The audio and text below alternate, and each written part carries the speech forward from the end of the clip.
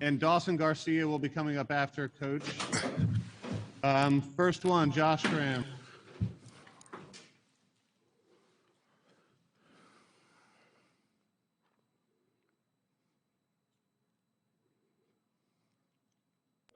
All right.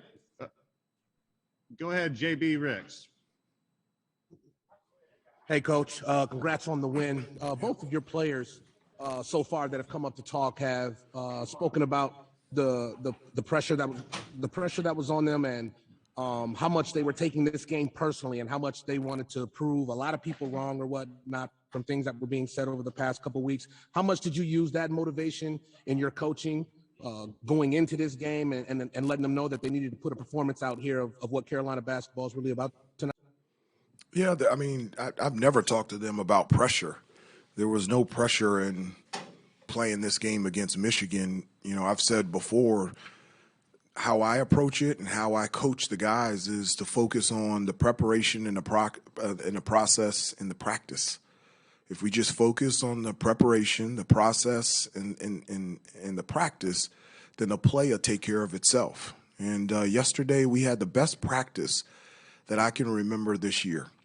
The energy and the effort on the defensive end was great.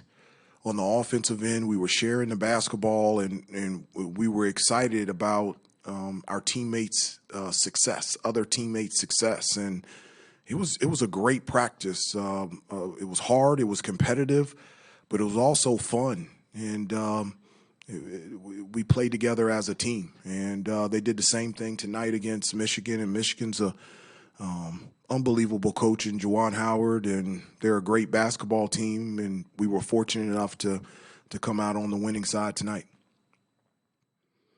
Andrew Jones, go ahead. Hey, Coach, yesterday when we talked to you, you said one of the things you guys emphasized during the open week was defending the paint, alluding to the numbers from the Mohegan Sun. You guys neutralized Hunter Dickinson early, kind of took him out of the game with the foul issues late. How big was your performance in the paint, Armando and the other guys? And is that exactly what you were looking for them to do, what they ended up doing tonight in the interior? Well, you know, from a defensive standpoint, I thought Armando and Dawson and Brady did an outstanding job working hard in the post, not allowing them to get, deep, low position.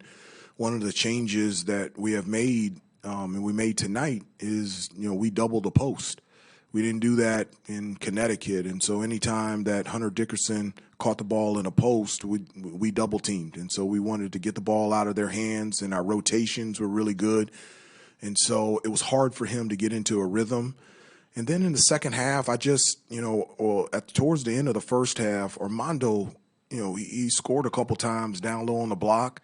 And we went into halftime, and I went into the coaches' locker room, and I looked at the coaches, and I said, we can score inside. I said, we're going inside. We're going inside to Armando and Dawson and Brady, and I feel like we can be effective and as good a defenders as, Dickerson is and the other bigs from Michigan. I just felt like that we had an advantage down low, and so we made an emphasis in the second half to really get the ball down low on the post, and our big guys delivered. Thank you. Brendan Marks, go ahead. Hey, Hubert, you had mentioned, that in practice yesterday, guys were happy for each other's success. And you have talked about this team learning to play with joy over the course of the season and throughout the summer. To what extent did you see that tonight, and how do you make that an every night sort of feeling and ordeal? Well, I did see it tonight. One of the things that I have talked about is that, our guys have had a desperation to have their own stories, their own testimonies, their own memories of playing in big games here, putting on that uniform and making big shots in big-time moments.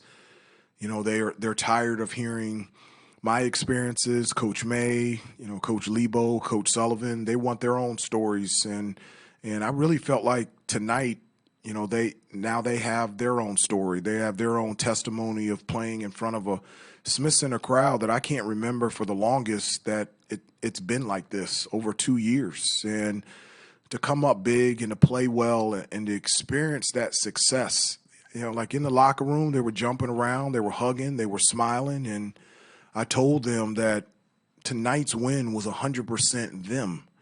And I appreciated and I was thankful for them for giving me and the rest of the coaches just the opportunity to be in the front row, just to be able to see it and experience it.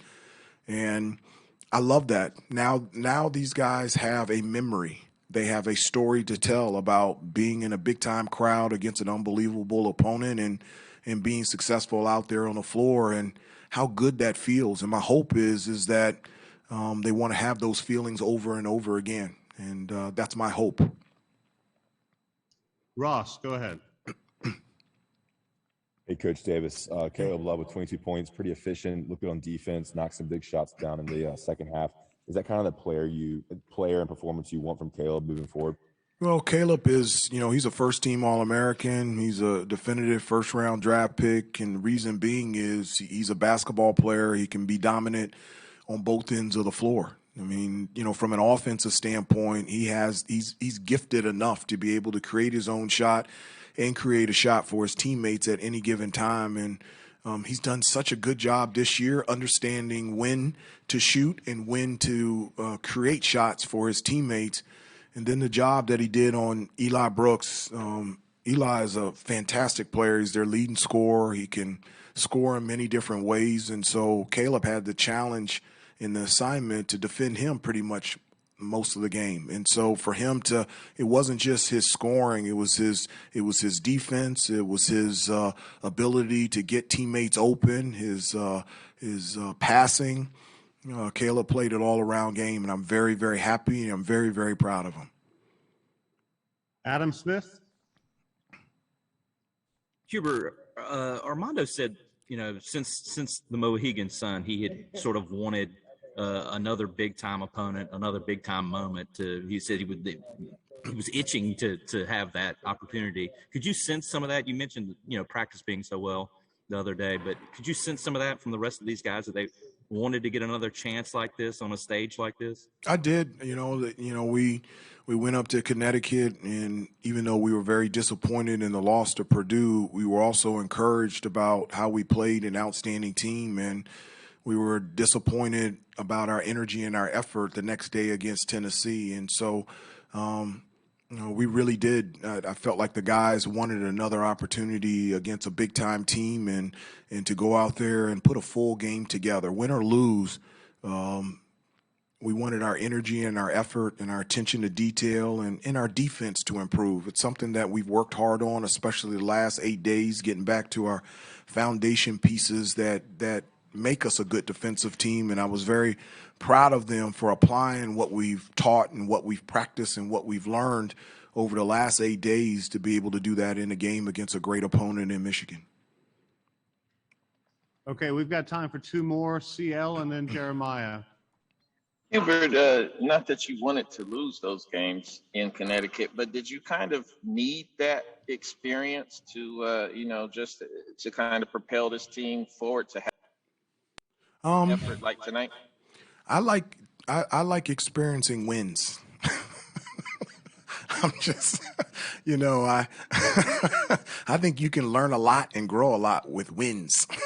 And so I didn't want to come away from Connecticut as the only team that lost both games and say that was a good thing for us. I do think we learned a lot.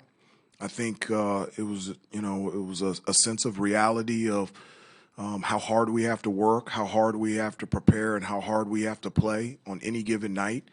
And so from that standpoint, I think that reaffirmed what we need to do in order to put ourselves in a position to be successful. But for me, I love learning by positive stuff. I love learning by winning. And so I would have thought that we would have learned even more if we went 2-0 and won that tournament in Connecticut. That's the way I like to learn. Jeremiah, go ahead. Last one. Yeah, Coach, you spoke last week after the Asheville game about how much you believed in the team moving forward into the season. And with this win against the top 25 team, winning as convincingly as you did, do you think this game right here is a good gauge for where this team stands now? And do you think it's a sign of maybe turning a corner as the season gets into conference play not too long from now? I think tonight was a good win against a great opponent in Michigan, and it was our 7th game.